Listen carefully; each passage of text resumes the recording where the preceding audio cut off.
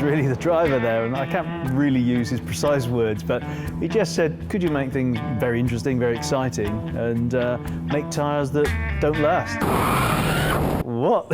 Are you sure? I said, no, we need excitement. You know, we need something a bit more animated, you know, and we know that you could do something with the tyres that can add to the show. So please, throw out the rule book, do what you wouldn't normally do, and try and bring this new approach to racing.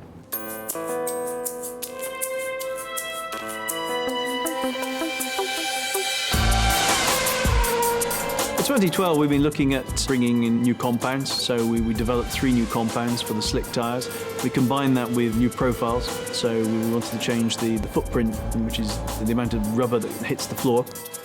And we've also been working on the rain tyres. We've introduced the name Cinturato, which is a historical Pirelli name for tyres, and we've changed the colours around. We've got the green now representing the intermediate.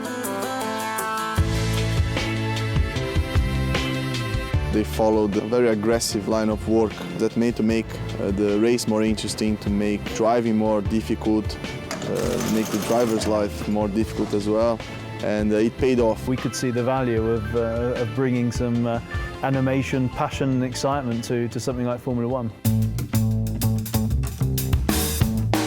You need to adapt your driving style to these particular tyres, because sometimes you're pushing too much in one corner and then you continue this lap and then you come back in the same corner. You cannot do the same because the degradation is very high.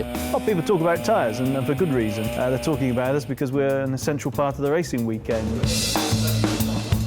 Suddenly Pirelli turned up and everything was focusing on the tyres because they were wearing out. And it was funny, in the press conference they said they want a maximum of 26 laps.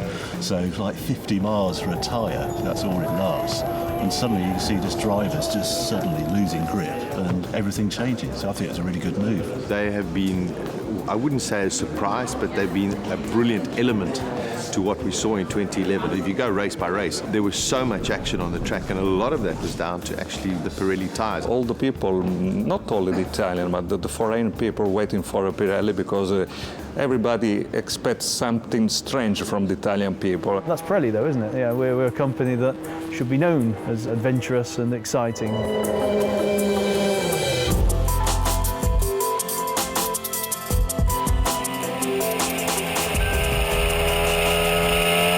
Trying to close down the performance gap between the compounds, get down to 0.8 seconds between each individual compound choice. Now they can be more certain of which tyre to choose for every race, with the guarantee that is going to create a lot of action.